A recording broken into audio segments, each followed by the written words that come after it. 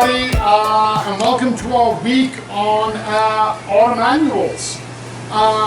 So far, we discussed a recap of what an annual is and what it does. Its purpose in your garden, why we would have them, that kind of thing.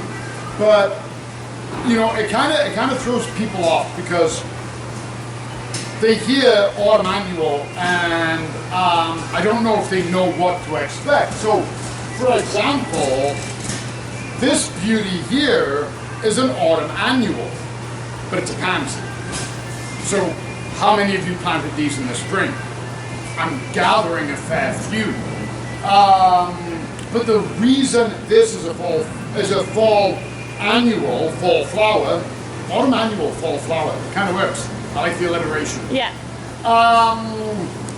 It was specifically grown. So if you remember, we discussed an annual is any plant, tomato, flower, doesn't matter, grass, doesn't matter, that does its entire lifespan in one season. Grow, bloom, seed, it's done. So all this is a pansy that's being started later. And pansies are notoriously hardy. Their seeds can live over the winter. I think everybody has seen pansies pop up where we didn't plant them in the spring, in between cracks in your patio because you've had them in a hanging basket, things like that. So this one here isn't really any different than the pansy you planted in the spring, but it was started later, so it's still got that whole life ahead of it. Now there's a good chance with our winters in Calgary, it won't get a chance before, boom, the snow's got it. But until that happens, you're gonna have that great color. And what a great burgundy, what a great red. The hints of yellow in it. Can you zoom in enough? Yeah. There we go. Remember the old school one where that was our Oh yeah. In your face. Yeah, we're super technological now. But what a great color, what a great color for the autumn. So that's what it means. And not everybody likes red, orange, and yellow for the autumn. So go ahead, put some blues in there too. Same thing, it's a pansy. It is a fall pansy simply because it is being grown a bit later in the season. And look how healthy that is. It's green, it's fresh, beautiful color. Put them together, you can't go wrong. What a great contrast. Put something in the middle, all kinds of options. So that's one example of an autumn annual is basically anything that's being started. Now there are some that are very specific that you really only see in the autumn, and this by far has got to be one of the most popular ones, the chrysanthemum. Maybe I should be writing these down. I'm just like blowing through them. Like my beat? Yeah. It's not a goat beat. No. It's a regular beat. Okay. So we've got some examples here. Why did I pick black? Worst color ever. Why did I suddenly decide to spell plants when I picked up chrysanthemum? I know. So we're not going to do a list. We trust nobody spell check me. Chrysanthemum.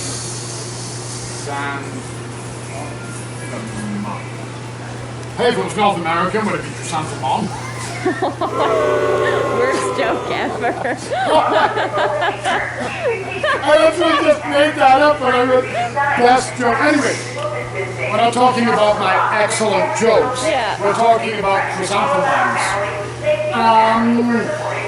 And the chrysanthemum, this one you often see in the fall. They are really hardy. They can take subsequent frosts. In fact, personally, I like these guys when they've been nipped by the frost. And you kind of get a double tone on the leaf. It's almost like a burgundy. And the flowers often go two-tone like this. And you get that darker edge. And I actually really like them.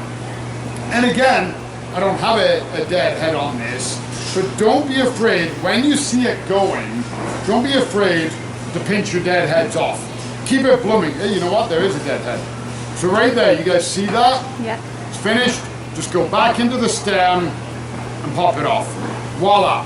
Now we're sending all of that energy from going to seed into more flowers. So that's a great example. And again, the pollinators love them. We've got an incredible zinnia and an incredible sunflower. How amazing would they look together? Again, sunflower, we typically associate with summit. This one's being grown, and look at that orange in it. That's a specific autumnal sunflower. Again, you're going to find predominantly the red colors. So let's add those to our list. We got, I can spell this one, no problem.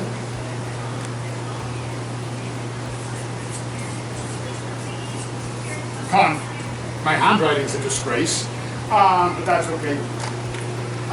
We've also got some ornamentals. Now, not everything we plant has to be for the pollinators. I do believe that we do need, a fair amount for the pollinators, but there's nothing wrong with some ornamentals. Look at this rad guy.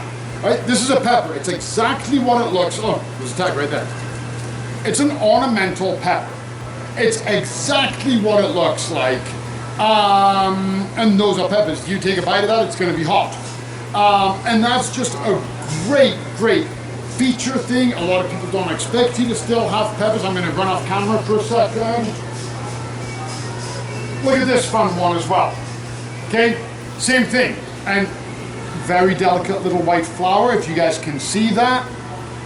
Peppers are green, they're turning orange. So you're going to have a lot of fun with these. Not really tiny flower, not really a major food source for your pollinators, but it's really fun for us. And again, we'll touch on that as well. The ornamental cabbage. This is a flowering kale. Again, look, I can show tags if we have them. People love these. And you've got the burgundies and the greens and the cabbage shape. No flower. Eventually, yes, they will put out one, but nothing. But again, that's for us. But you put that in with something like this, and you've got something for the pollinators, and you got something for you. So really have fun with it. Oh, sorry, Jackie. Oh, and Heather, we've got this one as well. Oh, the tag doesn't want to come out on this one. So there we go. And this, again, covered in tiny blooms. This will attract pollinators. And again, all of these play together. They play so well. Which ones did I pick up now? Pepper and kale.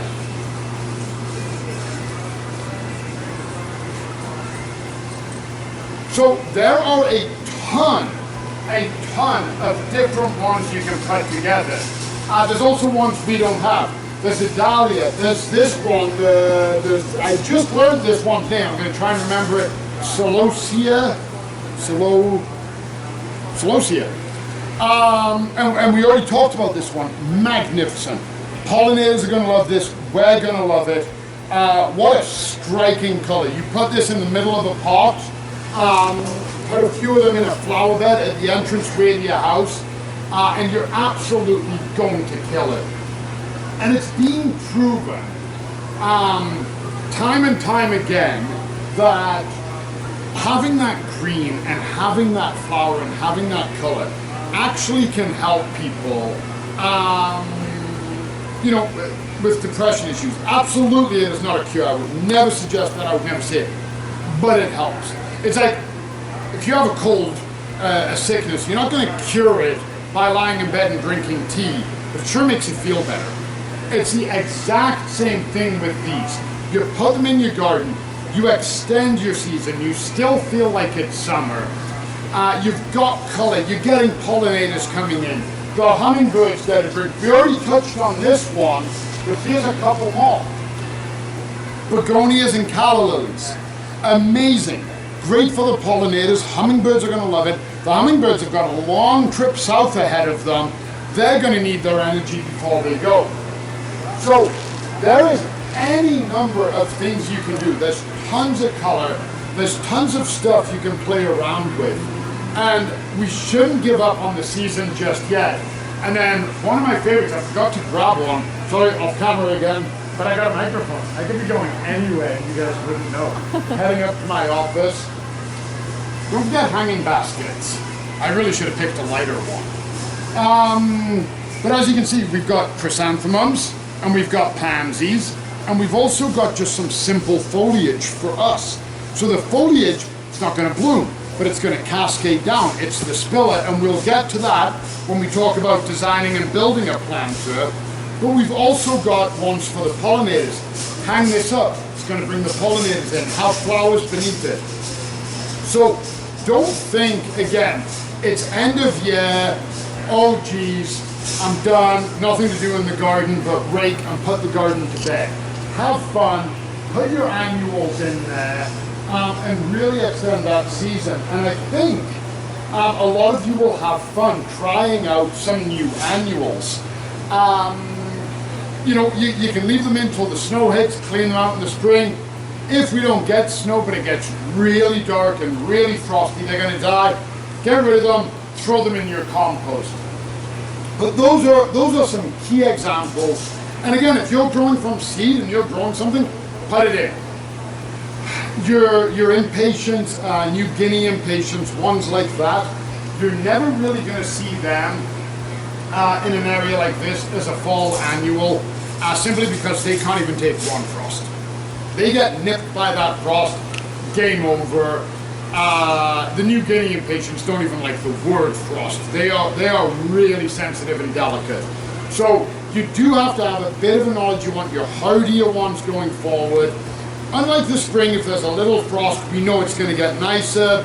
The exact opposite, there's a little frost, we know it's going to get worse. It's the cycle of living in a northern climate and all the challenges of gardening that comes with it. So I hope that gives you some ideas. I hope it gives you some inspiration on what you can do.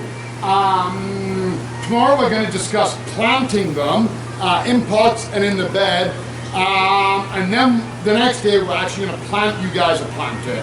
Again, we're going to get our hands dirty. We're going to show you what to do.